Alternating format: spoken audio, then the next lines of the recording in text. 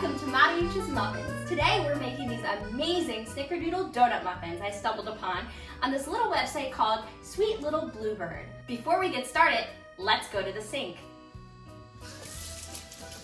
Washing your hands before you get started is important at any time you're cooking, but especially with everything else going on today. Today I'm using Thieves soap.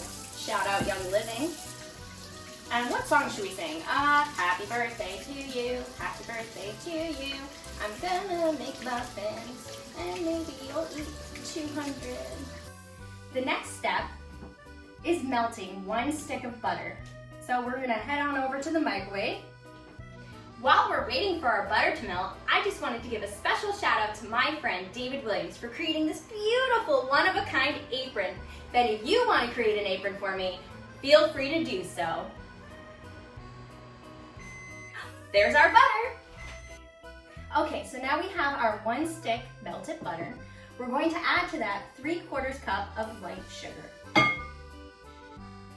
We're gonna stir that a little bit. And then we're gonna add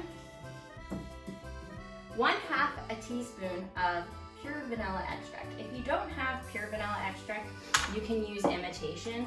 I think that it's not as good, but if it's all you have and we're kind of stuck inside, we can't get out, just use the imitation, that's good enough. So I have 1/2 a teaspoon measure. We're gonna add that to this.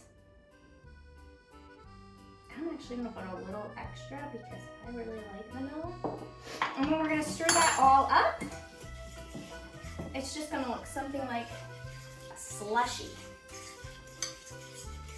I wouldn't eat it now though, it's not very good, and it's worth the wait. The next thing we're gonna add is our milk.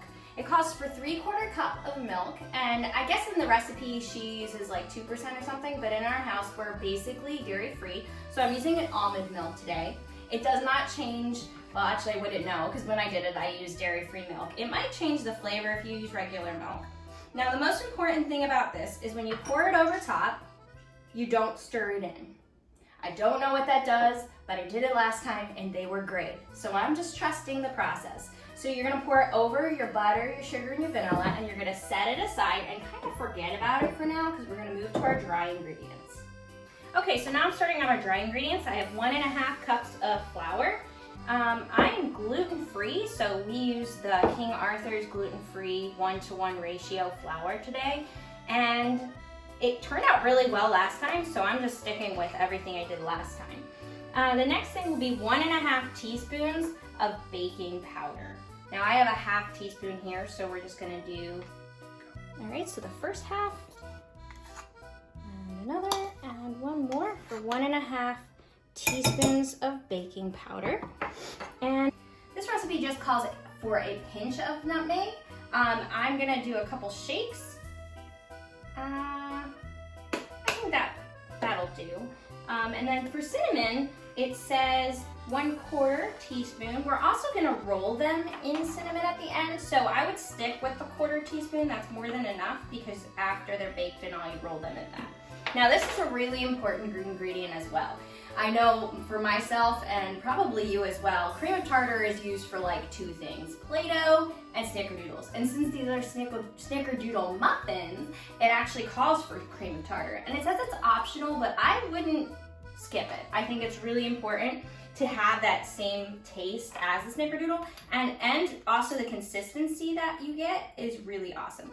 So it calls for 1/8 of a teaspoon of cream of tartar.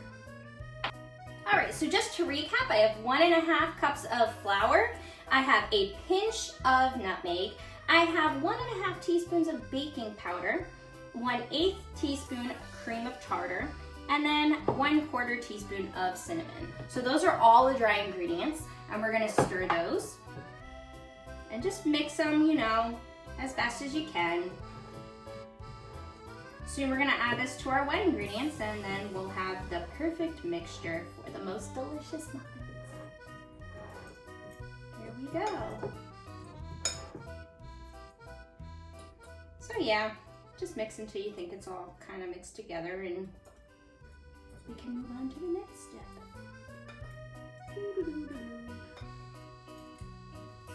Perfection.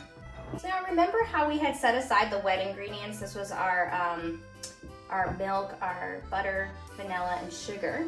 Now we're gonna gradually add this in. This is pour over, and I think that they probably poured the whole thing in, but I kind of did it gradually because I didn't wanna, like, I don't know, overwhelm it. So I kind of did half, stirred it in, and then did another half. It makes it easier to mix, I think, too. So that's just me. You can pour it all in if you want, and I bet you could use a mixer for this as well if you wanted to, but I'm old school and I still use a fork. I don't even use a whisk. And for some people that might bother you with the sound in the bowl, and I apologize for that, but it's just easier. I feel like I have more control over it. So that was the first half, and I'm gonna put the second half of the mixture in and just stir that through. So it doesn't look like a lot, but last time we got about, I think it was about 32 muffins out of this. They are mini muffins, so it did stretch pretty far. You could feel free to double this if you want, especially if you have a big family, because I'm telling you, these muffins are gonna go fast. So if you have enough ingredients to double it, I'd say do it. The next step is to grease the pan. In the recipe, it calls for a baking spray, but I didn't have any, so I'm just using a paper towel and some coconut oil that I had in the cupboard. And just be generous when applying it to each of the cups. Okay, so the next thing we're gonna do is fill our muffin tray. Now, I'd say fill it about 3/4 of the way full because you don't want them to overflow. I have the oven set to 350, it's preheating now. And another really cool thing about this, you may have noticed, is that there's no eggs in it. So ours is gluten-free, mostly dairy-free. We use butter, and egg-free. So you could use a butter substitute and it'd also be completely dairy-free, which is cool because it's sometimes hard to find good recipes that are gluten-free, egg-free, all of those allergies and whatnot. And so I'm really happy to have found this one. The best thing about this batter being egg-free is that you can eat the leftovers without worrying about salmonella. All right, it's time to put them in the oven. The oven's been preheated to 350 degrees, and they're gonna go on the middle rack for 18 to 20 minutes. I'd start with 18 and then maybe add a minute or two if you want them to be a little bit darker of a brown, but you're looking for a nice golden brown.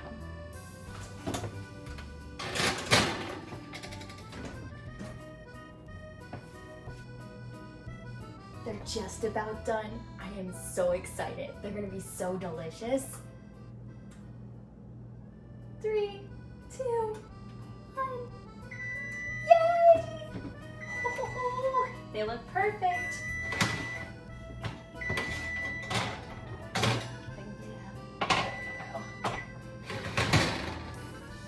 All right, now meet me back at the table for the really, really important part. Now it's time for what I think is the most important step of this entire process. It's at least the most delicious. So we have our butter. It's one stick, but I ended up using, I think, 2 last time because it wasn't quite enough. 2/3 cup sugar, and then 1.5 teaspoons of cinnamon. And you're gonna take your muffins that are semi-fresh out of the oven. They're not quite as hot as they were when they first came out. They're hot enough, warm, but you can still hold them in your hands. You're gonna dunk them in the butter, submerge them, make sure all of it's covered, and then you're gonna roll them around in this cinnamon sugar mixture, and this is what makes them the most delicious muffins you will ever eat in your life. I promise you. You're gonna wanna make sure that you have laid out in preparation a piece of wax paper to put these on. It's just easier and they don't stick to it. It's easier for cleanup at the end as well. So you're gonna do this to all of the muffins. Remember to cover them completely in butter. You wanna get a little bit of butter in every bite. All right, and with that, we have our last one. Aren't they beautiful? And the most exciting part, now you can lick your fingers. Thank you so much for joining Mariauccia'S Muffins. Arrivederci.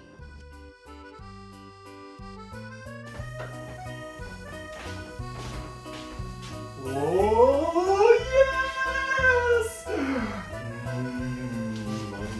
love of muffins.